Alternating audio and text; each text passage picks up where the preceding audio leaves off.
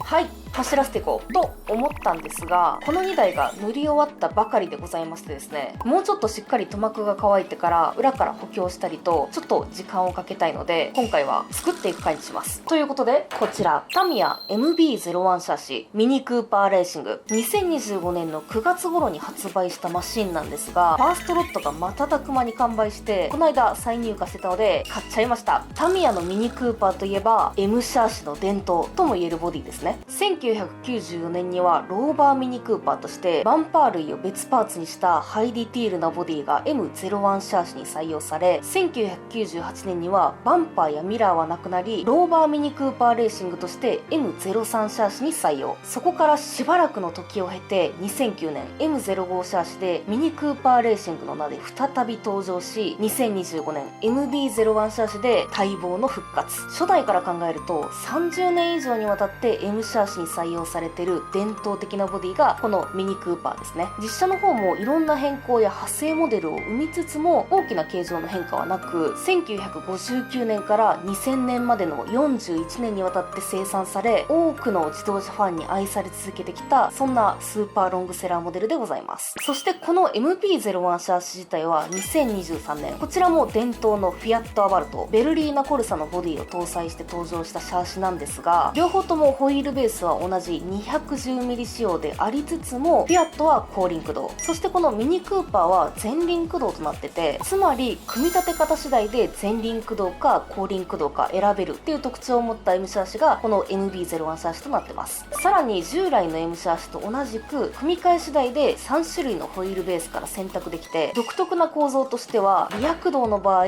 モーター搭載位置をちょっと高くできると。走行性能的にこれがいいかどうかっていうのはちょっとわかんないんですけど、ボディに合わせて前後駆動輪とかホイールベースを変更できるっていうのは面白いですよね。ということで今回はですね、こちらの斬新なマシン組み立てていこうと思います。ではいく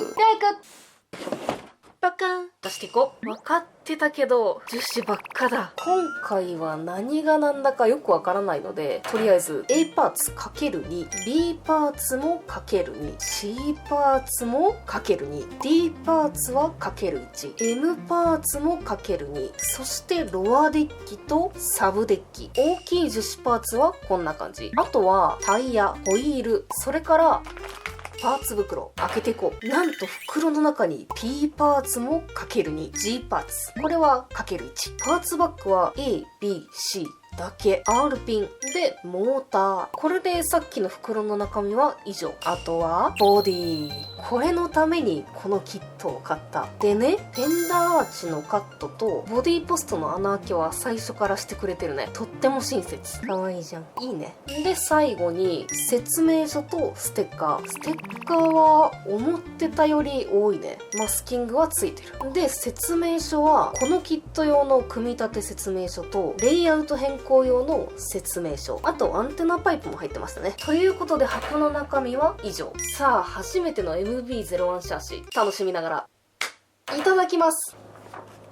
最初はギアボックス周りの組み立てですね。そして早速ここでプラベアリングが登場するんですが、これは MB-01 フルベアリングセット、こちらに交換しながら組んでいきます。あとですね、ビス、このキットは基本的にタッピングビスが付属しているので、こちらも交換していきます。タップを立てながらマシンスクリューを使って組んでいきますよ。そして今回使うメカ類なんですが、 TBLM02S の 17.5 ターンブラッシュレスモーターですね。で、ピニオンは 25T に交換して、 ESC はひとまず練習用ということで現役を退いた TBLE03S、 こちらを使っていこうと思います。で、サーボは ESC のベックが 1.5A なので、通常デジタルサーボはあんまり良くないんですが、コアレスとかブラシレスのサーボだったら意外と動いてくれたんですよね。ただ中には正常に動かないものもあったり、じわじわと ESC にダメージを与えている場合もあるので、そのあたりはまた別の動画で深掘りしていこうと思います。で、今回使うサーボは今まで使ってて問題が起きなかったいつものサボックス SC1251MG、 これコアレスモーターなんでね、こいつを積んでいきます。あとはせっかくなのでね、要所要所でオプションパーツも入れながら組んでいこうと思います。ということでやっていこう。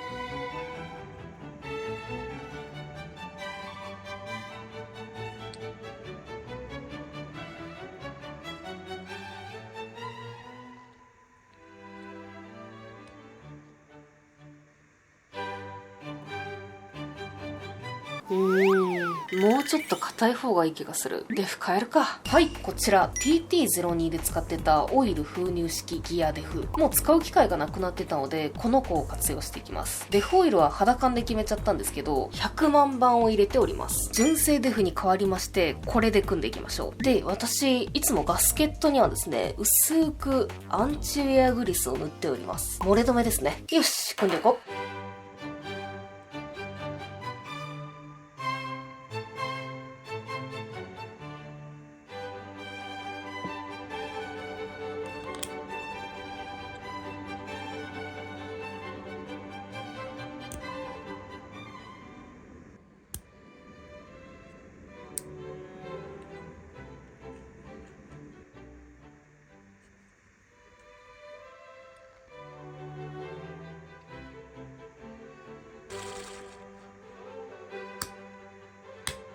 はい、デフができましたね。で、次にフロントアッパーアームの取り付けなんですが、ここの P7 パーツ、ノーマルは樹脂製の輪っかになってるサスボールなんですけど、これもですね、金属製のオプションパーツ、TT02 ローフリクションサスボール、こちらに交換します。やっていこう。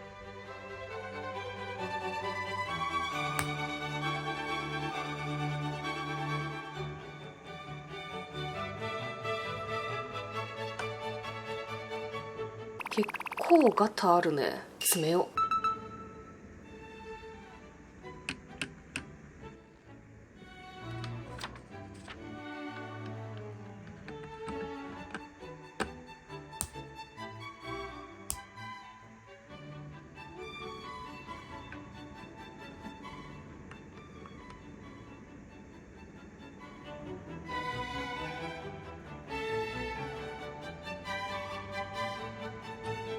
はい、フロントのアームがついたところで、こっから B の袋ですね。で、この C6 パーツ、それとこの後、こちらの可愛い骨っこが出てくるんですけど、デフを変えた場合、これが使えなくなっちゃいます。なので、こちら、アッセンブリユニバーサルシャフト、これに交換していきます。本当はね、ダブルカルダンが欲しかったんですけど、結構今、いろいろ欠品中みたいで売ってなかったんですよね。なんで、ひとまずこれでやっていきます。どうでいこう。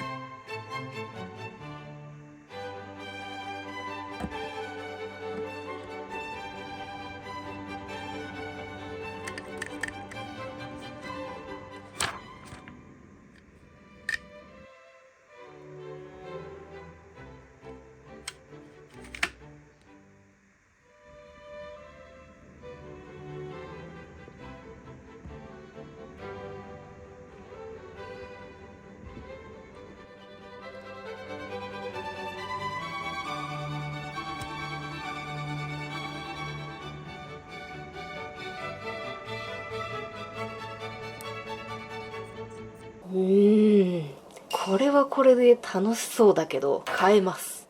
アルミダンパーいっとこう。組んでいくよ。ここでちょっとこだわりポイント。ピストンが遊ばないようにね、この 0.1 ミリシムを入れて組みます。そしてこだわりポイントその2、VGO リング。X リングを使う方も多いんじゃないかなと思うんですけど、こっちの VGO リングを気に入って使ってます。これで組んでいくよ。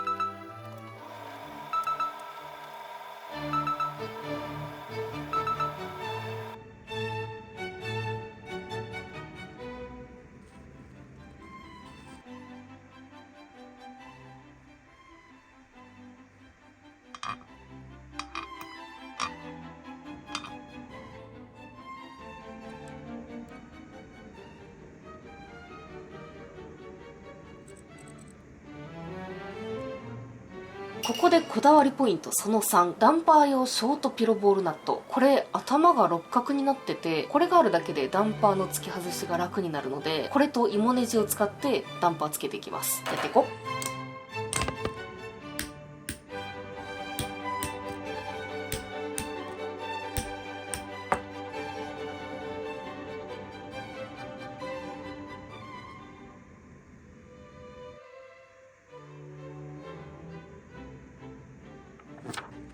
はい、こっから C の袋、サーボが出てきますね。今回はノーマルのサーボセーバーに代わってハイトルクサーボセーバー使っていきます。で、ノーマルのサーボセーバーのピロを取り付ける部分がオフセットしてるんですね。なのでハイトルクサーボセーバーでピロを下向きにつければいけるんじゃないかなということでやってみよう。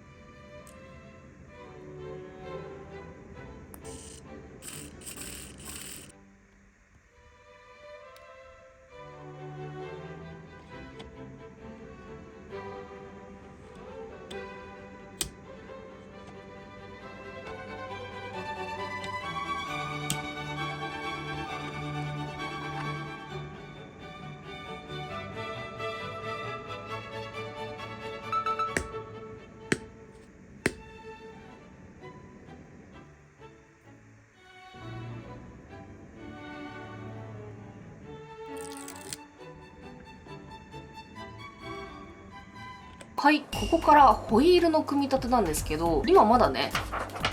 ステアリング周りが何もついてない状態なんですよね。なので、31番と32番を飛ばしまして、33番から配線周りの整理とステアリング周り、先に組んでいこうと思います。やっていくよ。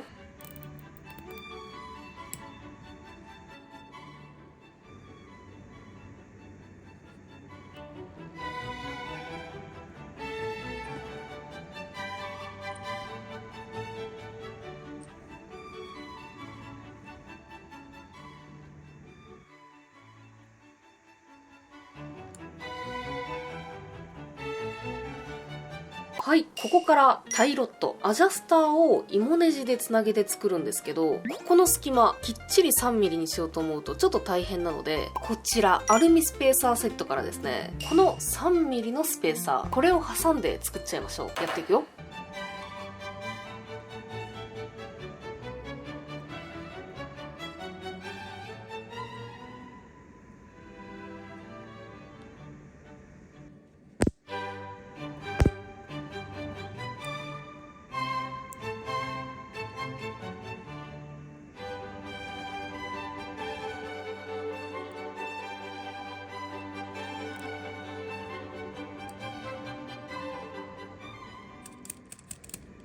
ギアのアームも同じ要領で 1.5mm のスペーサーを挟んでやっていきます。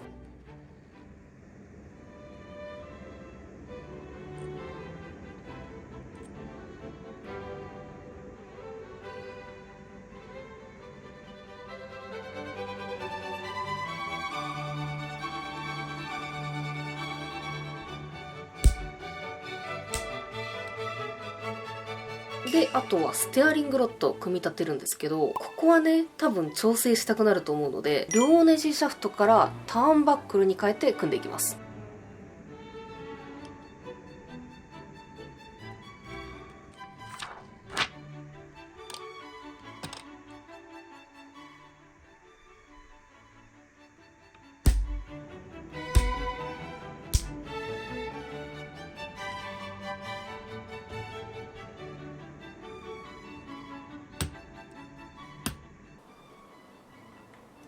これ上で良さそうだな。付け替えよ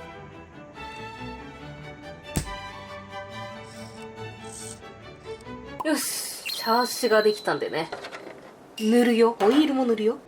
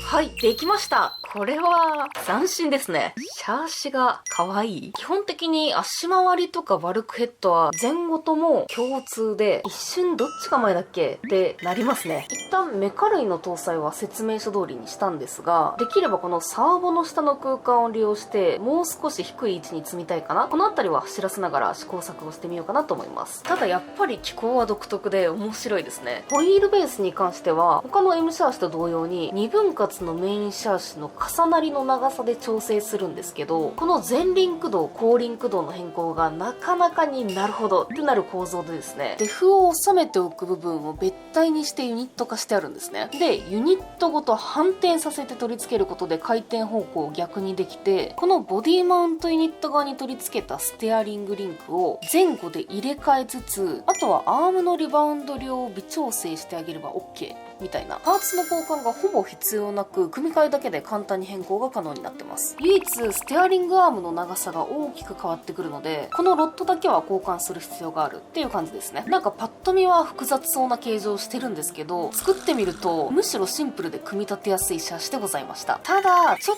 と注意が必要だなって思った点がありまして、それがこのリアのトーロッドですね。基本的にタミヤのシャーシのリアトーってハイエンドや準競技仕様なシャーシを除いてトーロッド自体が存在してなくて、リアのトーはアップライトの交換とかサスマウントの変更で行うので、そんなに気を使う必要はないんですね。ですがこのシャーシの場合はリアにもステアリング機構がある状態なので、この動きを止めるためのトーロッドがついてます。なのでこのロッドの長さはきっちり作ってあげないと、リアタイヤが変な方向を向いてしまってサブトリムを合わせたのにまっすぐ走らないとか、 EPA を合わせたのに左右でステアリングのフィーリングが全然違うとか、まっすぐ走ってるように見えるけど車が斜めに進んでるとかですね、そういった症状を引き起こしてしまう原因にもなるので、左右の長さをしっかり合わせ込みつつサーキット走行もされるのであれば、アライメントツールを使ってチェックしてみた方がいいかもしれませんね。ということで私も念のためにチェックしておこう。アライメントをもうちょっ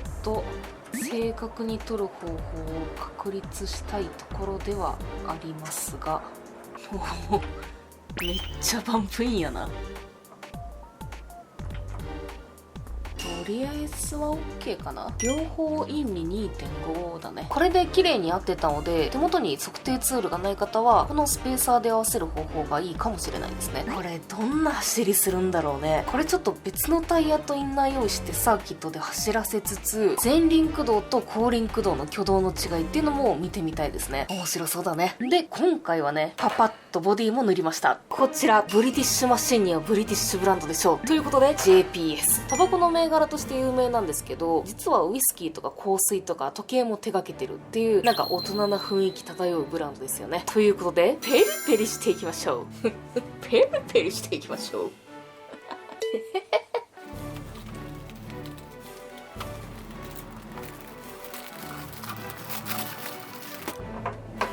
あでやか、いいじゃん。なんか急に走らせるのがもったいなくなってきたよ。満足です。ちなみにこのゴールドホイールもね、